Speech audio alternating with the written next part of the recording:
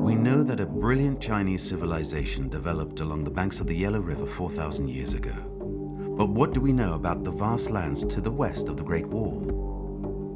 In recent years, excavations in the desert of Taklamakan have revealed an astonishing civilization that lived at the edge of the Chinese Empire 2,500 years ago.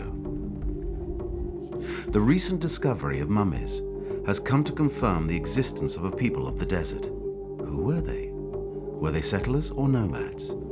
To what civilization did they belong?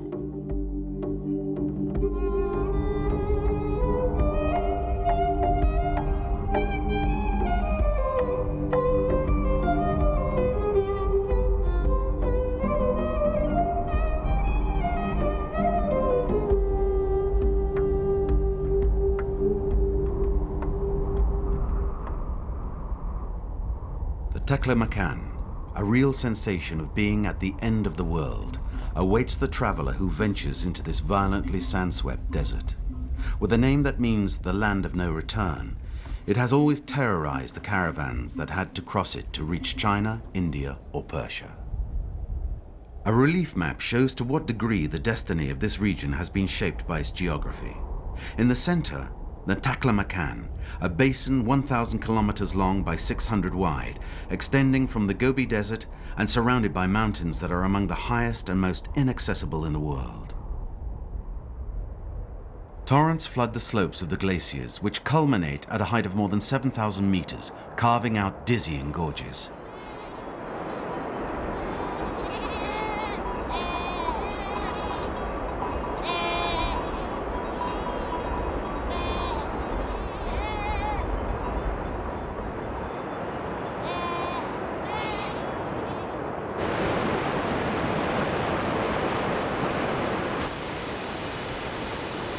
Once they reach the foot of the mountains, these rivers irrigate the oases that have developed along the edge of the desert. 10,000 years ago, they crossed right through the Taklamakan. Following geographic and climatic upheavals, their flow has slowed, and now the waters are lost in the sands. Caravans have linked the oases that stretch along the Silk Route between China and the Mediterranean for 2,000 years, the greatest terrestrial communication network in history. Uyghurs, Kyrgyz, Kazakhs, Tajiks, Uzbeks, Mongols, and Han, an incredible mosaic of peoples from Central Asia and China lived in these oases with legendary names: Kashgar, Yarkand, Kucha, Khotan, Keria, Chachan. Great poplar groves are their only protection from the storms that blow 50 days a year and threaten the ancient irrigation system that sections off the crops.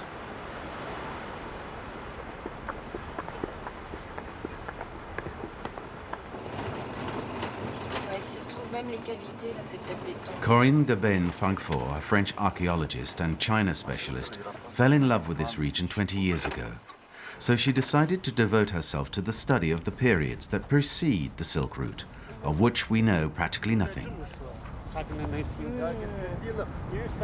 For the last 12 years, Chinese archaeologists have unearthed funerary sites dating from periods before the Chinese conquest 2,200 years ago. In Jakonluk, a team led by the archaeologist Wang Bo have found immense communal tombs.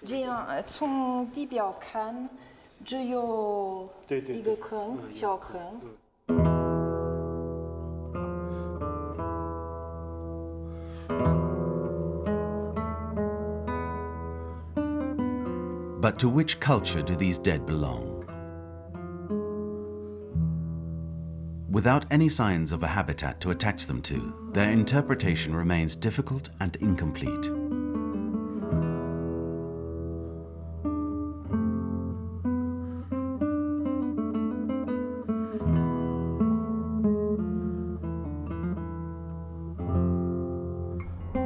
A researcher at the CNRS, Corinne de Ben-Francfort, has worked for 15 years with the Archaeology Institute of Xinjiang, and its director, Idris Abdurrasul, an archaeologist who comes from the region. In 1991, taking advantage of the reopening of the country to foreign archaeologists, they launched an ambitious project to find traces of the ancient peoples of the Taklamakan. The archaeologists begin by scouting the region before focusing on an unexplored area, the Keria Valley, a tranquil-looking river that today disappears in the sands 250 kilometers away inside the desert.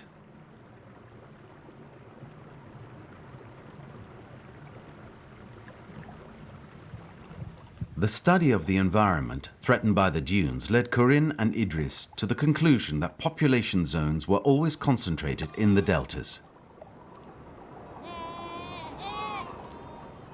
Satellite images reassure them. Near the actual delta, they find traces of ancient dried riverbeds, proof that the bed of the Keria had been displaced over time following tectonic activity. In 1991, a Franco-Chinese mission heads off to explore the length of the Keria. It's in Dakhien, the last oasis inhabited by the Uyghur camel drivers on the delta, that the real expedition begins.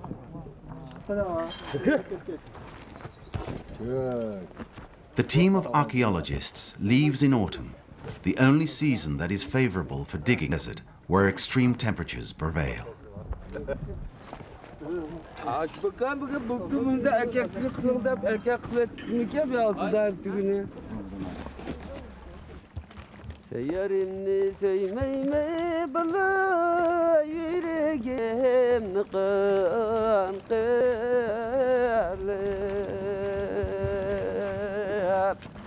Character and size necessary for the duration of the mission. Guided by the camel drivers who navigate by the color of the sand, the caravan moves onto the dry riverbed of this now lost river.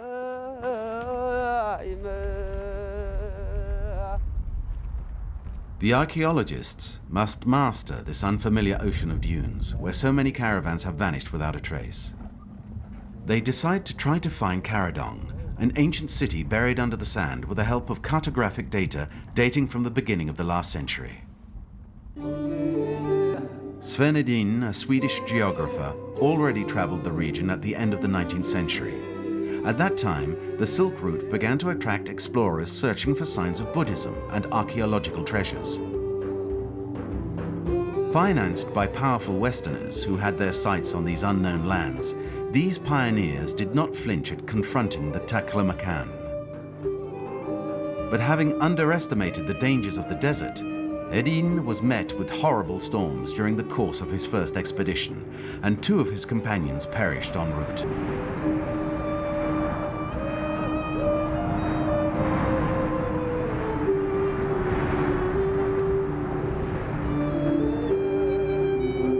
Pursuing his project of mapping the region, he set off again 2 years later in 1896 and discovered the ruins of an ancient city, Caradong. But Hedin's map is imprecise.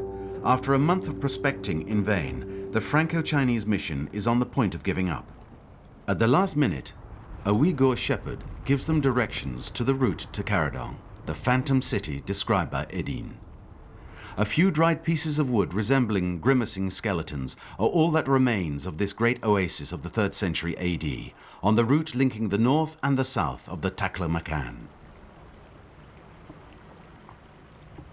On this spot stood a small fort, probably to house one of the Chinese garrisons that were posted on the steppes since the conquest of this region in 200 BC. In finding these first clues, the archaeologists begin their journey back in time. 93年，我们正式开始在克里亚河流域进行调查。首先，我们在喀拉东遗址区进行了调查，发现了有民居、有寺庙遗址，做了一些清理发掘。在清理当中呢，我们发现了很多的这个壁画。这个房主任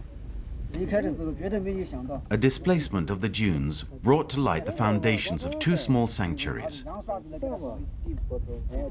Murals covered with dirt are strewn across the ground.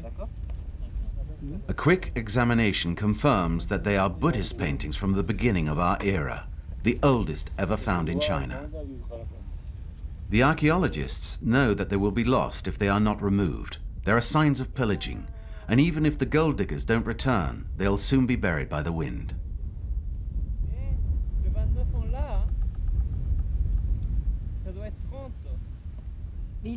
They start to extract the painting fragments in very bad condition out of the rubble.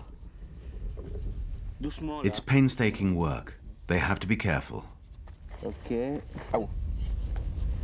Doucement.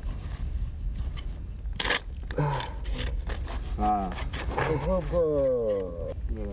Jorge Vazquez, curator restoration expert of the mission, and Ijat Ruzi next remove the painted pieces still intact in the hope of saving them.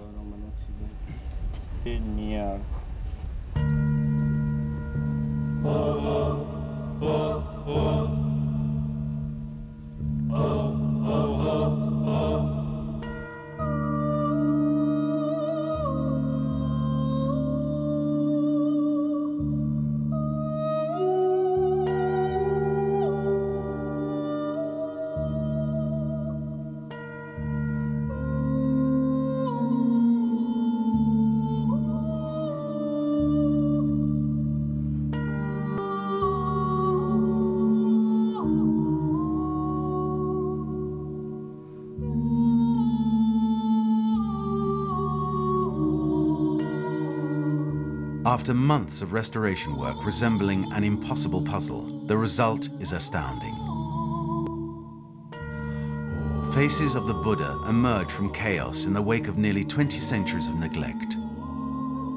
Itinerant artists from northern India paid homage with their paintbrushes to a Buddhism close to its origins.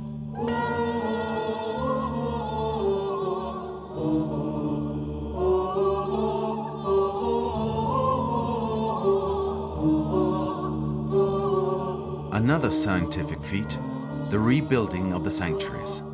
Thanks to careful handling of the collapsed wooden structure, they were able to reconstruct it.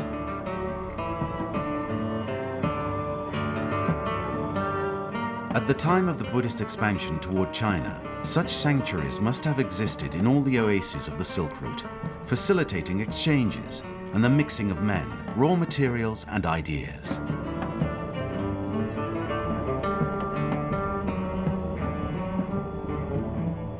Les grands explorateurs du début du siècle avaient trouvé des vestiges des époques historiques, la route de la soie. Notre idée, c'était de remonter le temps et de prouver qu'il y avait eu des gens qui s'étaient établis dans des oasis anciennes, maintenant complètement disparues dans les sables, bien avant l'époque de la route de la soie. For 2 years, the mission explored the banks of an older delta of the Keria, but without much success. The clues were tenuous and too poorly preserved to give an idea of the life of the people before Caradong. A few bones, stone mill wheels, ceramic shards. The archaeologists are taking the road back when they notice a dark barrier on the horizon. As they approach, the line of an eroded rampart emerges from the dunes.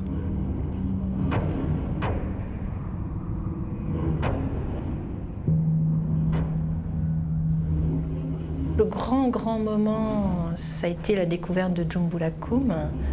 Et en plus, c'était pas une maison isolée ou un tas de tessons, c'était une ville avec une enceinte, un réseau d'irrigation autour, des tombes. Donc c'était un ensemble complet d'un seul coup. C'était plus un point sur la carte, mais toute une partie de vie qui se mettait à renaître. They named this city Jumbulakum, meaning the round sands in the Uyghurian language.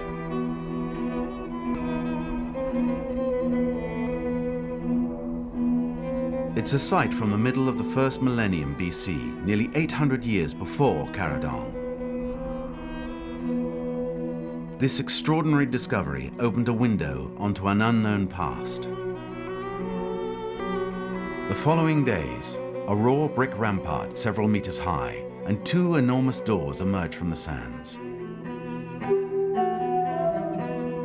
Soon, Joël Suire, the topographer, and Thibaut Fournet, the mission architect, have drawn up a map of the fortified city covering 10 hectares.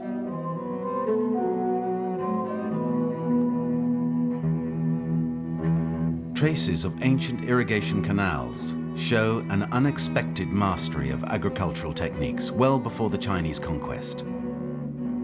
Grain silos containing millet, barley, and wheat are evidence of a settled non-nomadic population.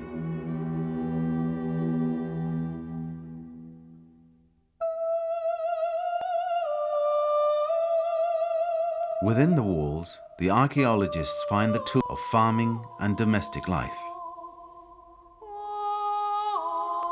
Fur and plates with engraved decoration recalling the art of the existence of wolf and deer at the edge of the desert. Pottery, granite mill wheels and sharpening stones, combs for weaving, and little wooden spindles all show this was a highly developed civilization.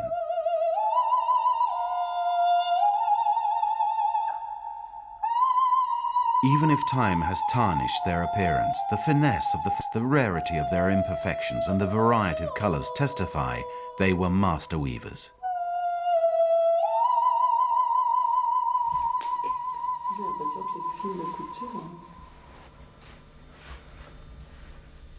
For Sophie Desrosiers and Dominique Cardon, specialists in ancient textiles and dyes, the meticulous analysis of the fragments found in the tombs will allow a better understanding of this astonishing Iron Age culture. They're extremely impressed by the workmanship of this bootmaker. The researchers are struck by the mastery of the inhabitants of Jumbulakum at every level of craftsmanship. How did they get these colors? The red of this tunic, for example.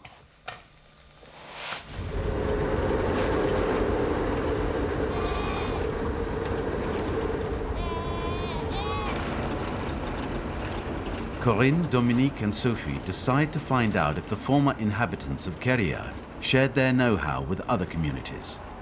A surprise awaits them in Charchan, a great oasis on the Silk Route. The answers to some of the researchers' questions may lie in the modern landscape. Within a stand of trees side of the road, high-climbing plants with a special trait. Closer observation shows brilliant yellow dye near the base of their stalk. The dye the ancients used came from the roots of plants. And Dominique notices that these are definitely red.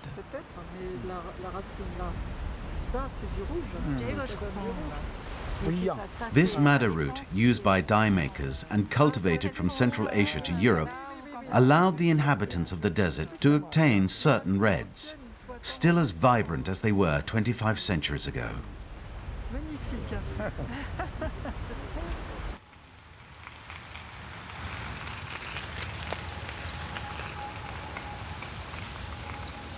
Corinne discovers objects with animal designs in the archaeological reserves of Charchan that are strangely similar to those of Keria. An analysis of the fabrics found in the tombs of the same period as Jumbulukum confirms that there was a common culture among the peoples of the region.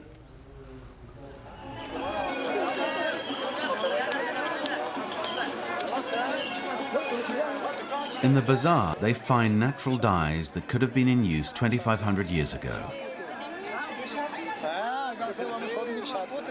Dye-producing and medicinal plants were traditionally sold along with spices, but artificial dyes have since replaced them. Further along, the discovery of what are known as woad leaves, still used by women to color their hair, reveals the origins of the indigo blue of the fabrics of Jumbulakum.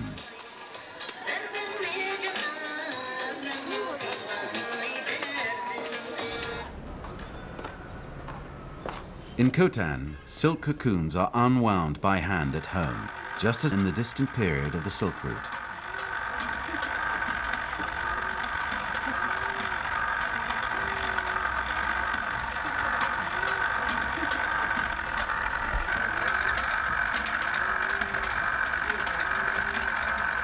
Long believed that the textile culture of the region dated from the introduction of the silkworm by the Chinese at the beginning of our era. The discovery of Jumbulak Kum reveals the existence of traditions that are much older.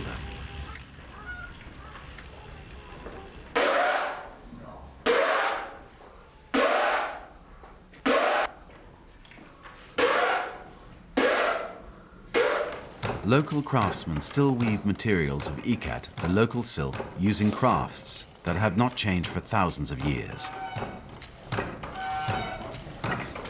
The first step in the inquiry into the unknown history of these ancient people is complete. Thanks to her careful, detailed analysis of a few fragments, Sophie Desrosiers has been able to reconstruct the clothing of the inhabitants of Jumbulak Kum. Voilà le résultat final, la tunique qui a été reconstituée avec des tissus modernes, les plus proches possibles de ceux qui avaient servi à faire l'original.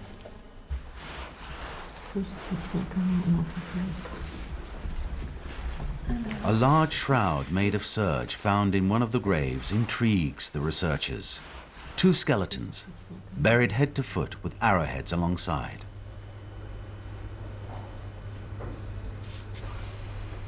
These two subjects are a real mystery. Their skulls bear the marks of several lesions made by weapons or cutting tools.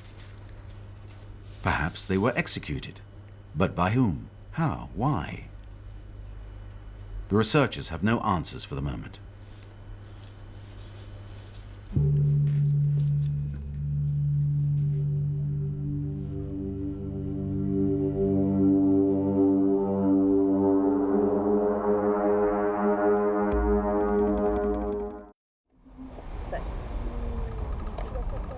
An enormous surprise awaits them. In the wake of a storm, a dune has been moved by the wind, and tombs surface right at ground level.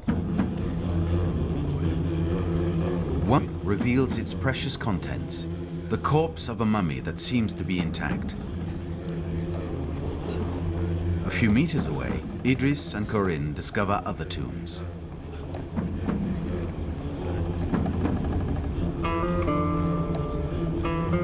Buried in poplar sarcophagi or in tombs with sides made of wood or reeds, these mummies sleeping in the sands for 2,500 years.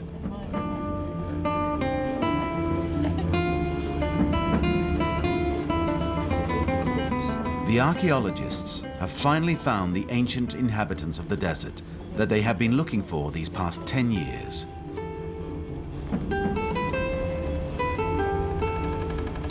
In all, 5 adult mummies are removed from their coat sand. The researchers must work fast to remove them before the next storm, but also handle the fragile corpses with infinite care so as not to damage them. The archaeologists find offerings in the coffins, a bowl of grain and cakes for the voyage into the beyond, and day-to-day objects for women, and an arrowhead or knife for men.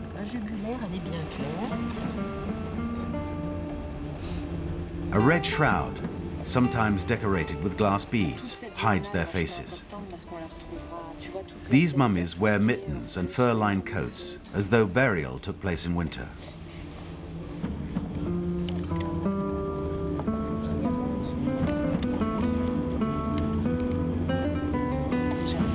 The archaeologists have prepared nothing for the transportation of such fragile remains. While they wrap them, the camel drivers go off to look for wood to make crates in Dahiyan, a 2-day walk from here.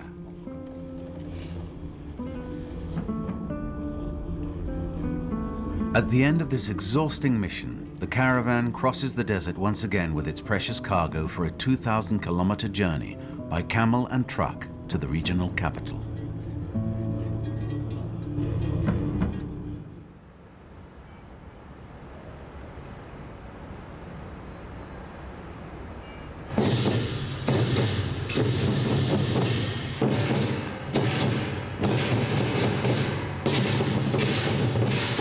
One year later, Corinne is back in China with a team of researchers to study these mummies at the Institute of Archaeology, where Idris awaits them.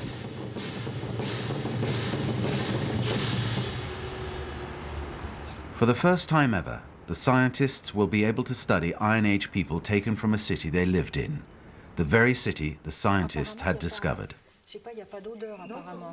The mummies still lie in the crates used to transport them across the desert. Corinne finds no odors emanating from this mummy. There is also a man with embroidered trousers. The researchers judge to be very well wrapped. There is a well-preserved intact corpse of an older lady with a horn that Corinne is looking for. C'est pour ça qu'il y a ce décrochement. Ça, c'est pour ses genoux. Ah, c'est pour les genoux. Oui, la tête est de ce côté-là. La tête est là. Corinne and Dominique discuss the state of the bodies, most in very good shape, despite some decay. Elles sont toutes entières, on ne les a pas touchées.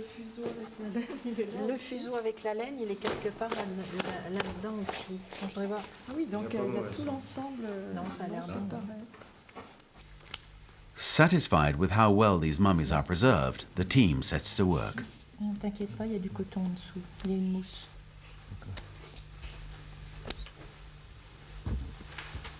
Attends, j'ai la main qui tremble. They must first check to see that the jolting during the voyage hasn't damaged them. With the help of Idris and Nathalie Richard, a curator-restorer, Corinne removes the layers of protective covering that help safeguard the mummies during their transport. The tension in the laboratory is palpable as Nathalie makes the first cut.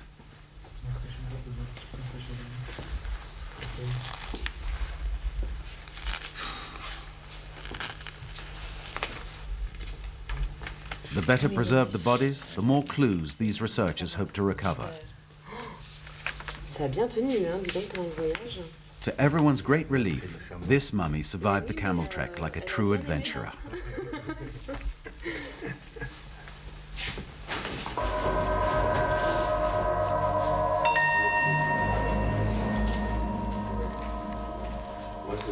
A new quest begins, this time in the laboratory. Corinne and Idris focus on the remains of a baby. In Jumbalak Kum, anyone deceased, even newborns, was buried in individual tombs. In the wake of their fieldwork, it's a rare opportunity for the members of the Franco-Chinese team to work side by side on these finds in the same lab. The unwrapping of the mummies sparks a visit from the local cultural directors. In this region, which has always been a land of intermixing, the question of origins remains a sensitive subject.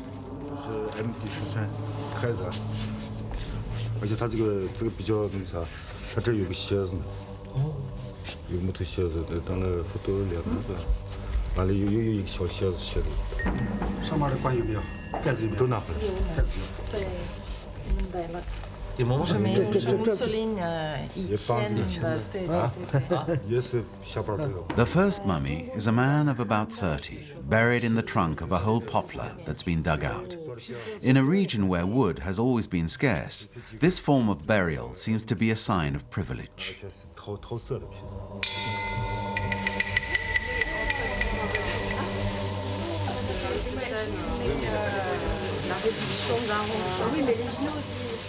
Another mummy, found crushed under the roof of his tomb, is the most sumptuously dressed.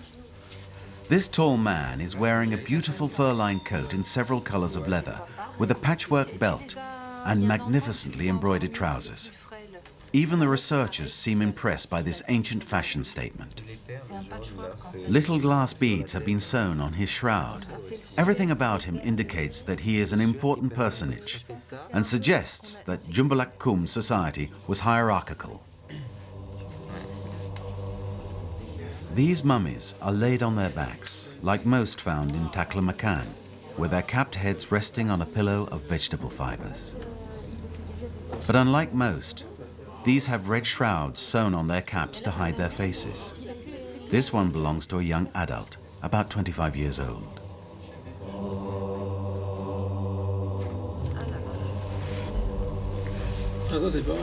Attention turns to the mummy that had originally fascinated Corinne. She's not alone in her appraisal of this older woman's preservation. She's the oldest of the mummies found in Jumbalak Kum, a woman of about 60.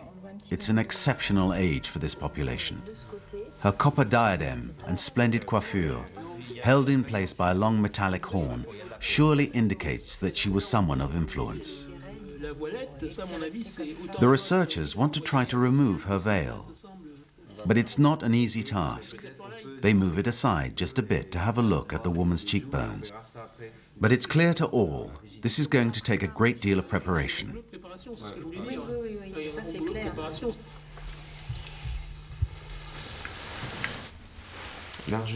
Medical expert and anthropologist Annie Géraud begins work on the pierced skulls, while Eric Croubézy, anthropobiologist and a specialist in ancient DNA, proceeds with an exhaustive study of the 57 skeletons. 43.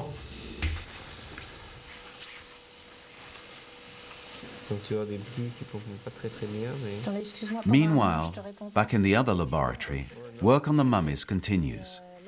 Handling the ancient leather is a delicate process.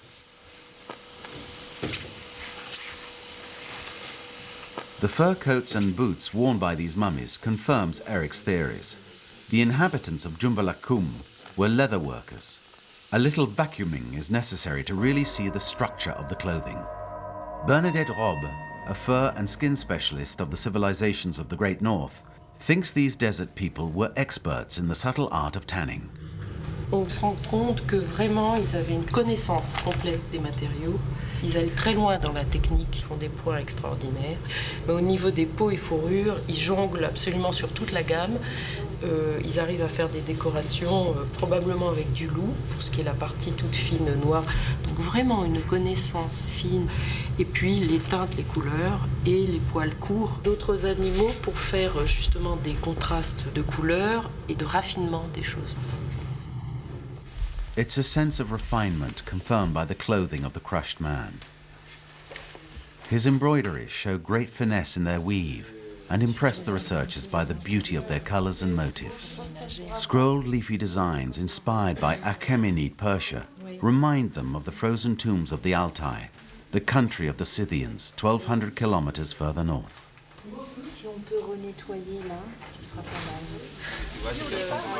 The fifth and final mummy of Jumbalakum is a case apart. Clothed in a simple tunic and woolen trousers, its face is covered with a shroud that is different from the others. Natalie and Corinne note that this is the one who was buried in different conditions from the others, without any offerings. There's something frightening about this one.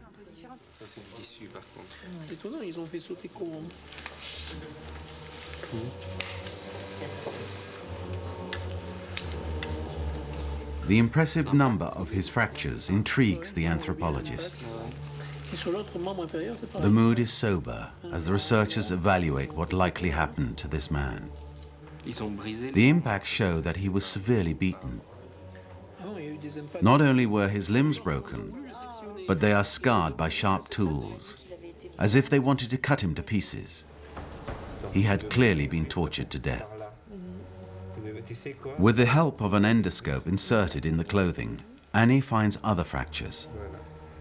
But she cannot get at the rest of the body without causing irreversible damage. She tries to confirm whether this wound was caused by a sharp instrument or not. How can they determine their ages, their illnesses, and the causes of death of the mummies without destroying the furs and the bodies? 2 nights at the hospital in Urumqi will allow them to confront this challenge. With the help of the most sophisticated technology, the scientists will perform a virtual dissection of the mummies. They will create a 3-dimensional reconstruction from 1,500 cross-sections recorded with a scanner to observe the morphology and pathologies of each mummy. The scientists will be able to detect the presence of organs and determine whether the mummification is only a result of the dryness of the climate or, as in ancient Egypt, human intervention. They can see a wooden board under the pillow where the head lies. Alors, tu vois, il y a quelque chose dans le crâne. Il y a quelque chose dans le crâne, tu dis? Il y a quelque chose dans le crâne, tu vois. Normalement, c'est du sable qui est rentré, tu vois. Ah oui, au fond, là. And something in the skull. As the scan proceeds, organs appear. The researchers think these might be abdominal organs, perhaps intestines. It's an exciting moment for the team. C'est incroyable. Qu'est-ce qu'il y a? Non, c'est beau. The scanner confirms the absence of embalming techniques, but it also allows them to find anatomic anomalies. And the pierced skulls finally reveal at least part of their secret. These were two relatives, probably a father and son, who were killed by execution. On a retrouvé en fait 14 impacts. We found 14 blows, so, if you will, there are several things we can say. There are rounded apertures, certain of which are very regular. There are apertures that are quadrangular, and then there's this lesion, a rupture, which evokes a blow by an instrument like a sword or a blow by an axe. Par un instrument style ça ou coup de hache. Il y avait plein de pointes de flèches, plein de flèches en bois retrouvées sur le site. Bon, on sait que ces flèches ne servaient pas seulement pour la chasse, mais qu'il y avait au moins des conflits ou des règlements de compte assez sévères. Bon, c'est une période troublée, on le sait, dans toute cette région, entre les sédentaires, les nomades qui étaient tout autour. Probablement entre plusieurs groupes aussi. On a l'impression qu'il y a peut-être des tribus différentes, mais on peut parler presque de traces de guerre. It's a violent world, confirmed when the face of the fifth mummy is unveiled. Under a tunic folded like a shroud, the grimacing features of a very young man are brought to light. The contractions of his face and snarling mouth convey the suffering he endured at the time of his death. The absence of a red shroud and fur coat confirm that this man was indeed treated differently.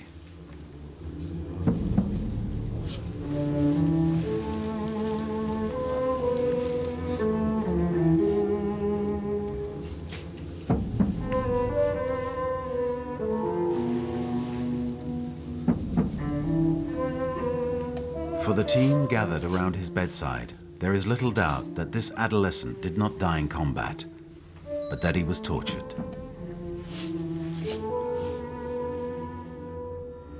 On a l'impression qu'elle est... Il y a un truc comme si c'était un bol coupé. During the examination, Annie discovers a huge number of lesions under the hair. The hair had been carefully sewn on over the wounds during the funeral preparation. Annie and Corinne are shocked by the size of the wounds. Some look like strips, and others are giant round holes. Something has punctured them. Perhaps a weapon of stone, judging from the look of the skin around the wound. Eric strives to understand how and why this violence happened. There's a sense of frustration. Without knowing what deadly instruments were used, they can't recreate the scenario. At best, they can come up with a plausible hypothesis. Whether by axe or blow of a sword, what's clear to Eric is that the torture relentlessly increased in scale and invention, perhaps with instruments that hadn't been found at the dig.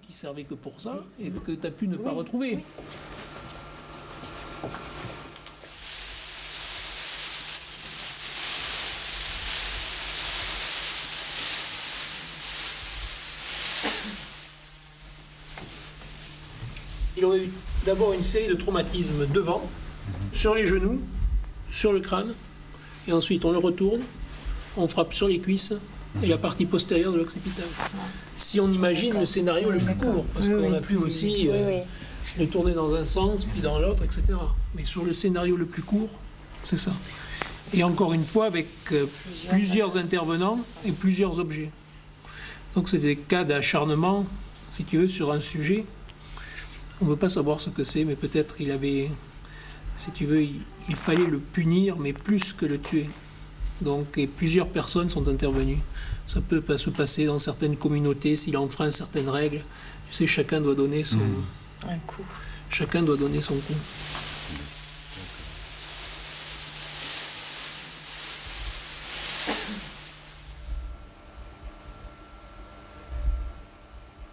After the revelations from the torture victim, the team decides to remove the shrouds of the other mummies.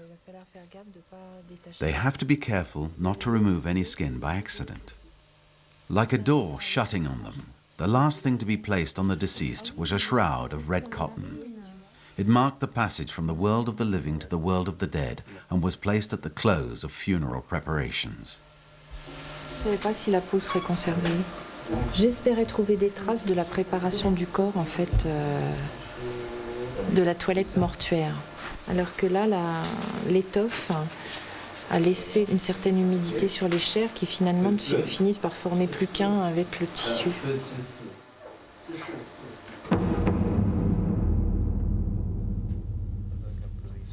Removing the shroud of the crushed man, the researchers are once again surprised. This man appears to have a ring of gold leaf on his mouth, a rectangle with 2 holes. Typically, when researchers find these on mummies, they're sewn into clothing. They're delighted and think this find is in character with the man. It's the first time that a mouth cover in felt, decorated with a gold plate, has been found on a Taklamakan mummy. It's an astonishing find. Tu peux me le tenir comme ça, parce que tu vois, il y a cette...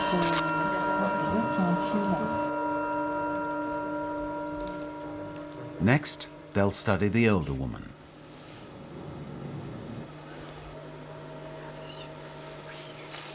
They know that this woman spun wool because they found a fusiole and her wooden spindle in her sarcophagus.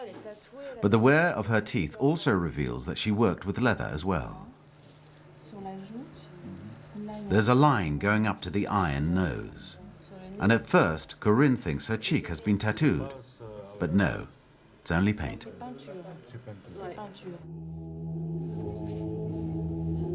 The infrared light highlights the painted motifs in red and yellow pigment on the cheeks of this old woman.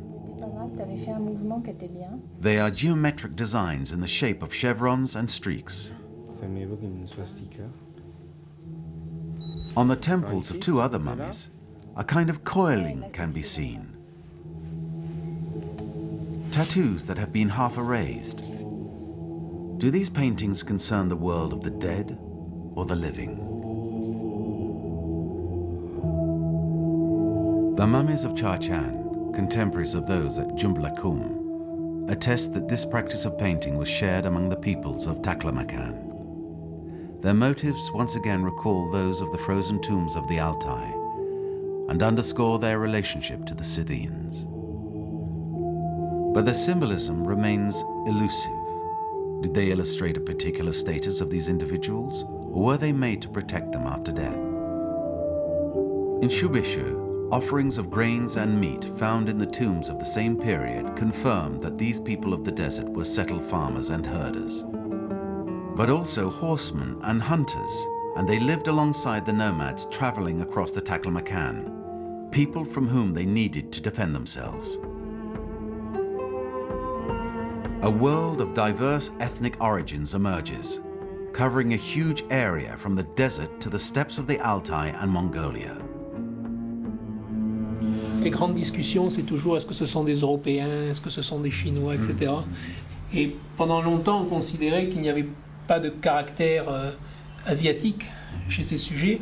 En fait, on a trouvé des épaississements à l'intérieur de la mâchoire inférieure, de la mandibule. Donc ça montre qu'il y avait déjà des mélanges entre populations. On peut même se demander, si tu veux, si à l'époque, il n'y avait pas déjà de temps en temps des sujets qui, en dehors des contacts qu'il y avait entre populations, de proche en proche, s'il n'y avait pas des sujets qui venaient de plus loin et qui s'implantaient ici. This cultural intermingling perfectly summarizes the long history of a region situated on a caravan route of silk, jade and spices, destined for the rest of the world.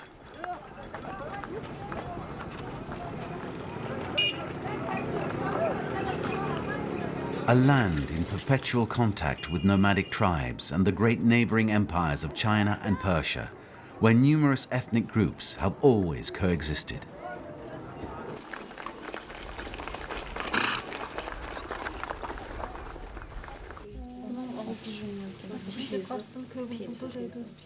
The mission is complete.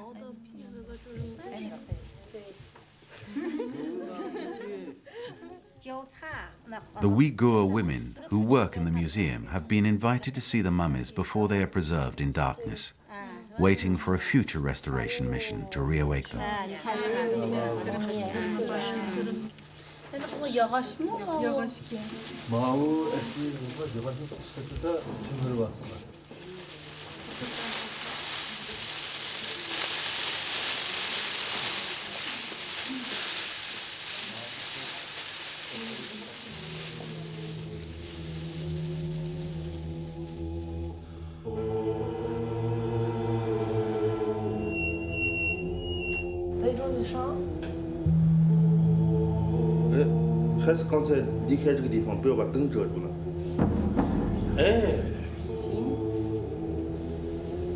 Do these people believe in life after death? The offerings and objects found in their tombs would lead one to think so. But what were their beliefs?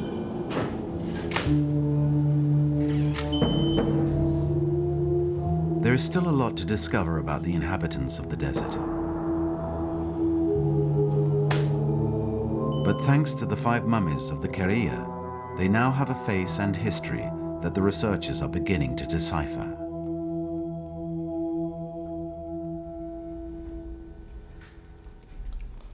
Corinne and the mission architect, Thibaut Fournet, try to depict the older woman as she existed late in her life, not carrying ritual offerings. Simply a woman with a cane, bent with age and living with arthritis, supported by the tall man at her side.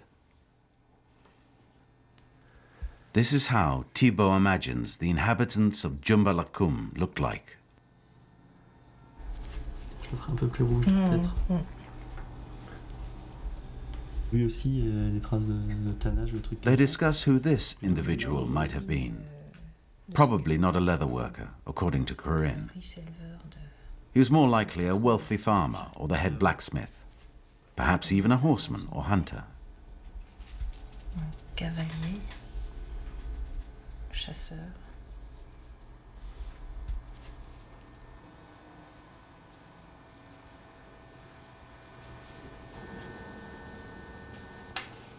Non mais c'est très bien là comme ça.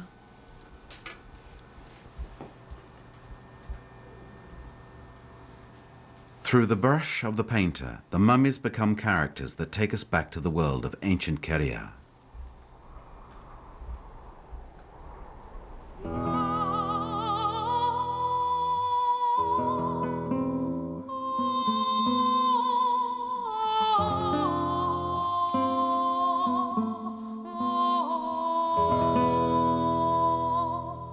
"2,500 years ago, the bed of the river shifted toward the east, and its delta grew increasingly dry. Life in Jumbalakum stopped.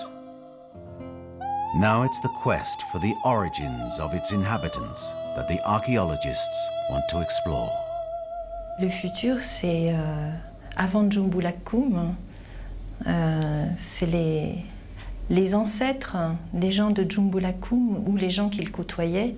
所以说，对我们更进一步的了解克里亚河流域人类生态环境的变迁，对今后我们更进一步的了解这个克里亚河流域的这个古代历史。Mais il est possible qu'il y ait un autre site très important, plus ancien, plus loin. Donc le futur, c'est essayer de rentrer de nouveau dans le blanc de la carte, puisque pour toute cette région, il n'y a pas de vestiges plus anciens.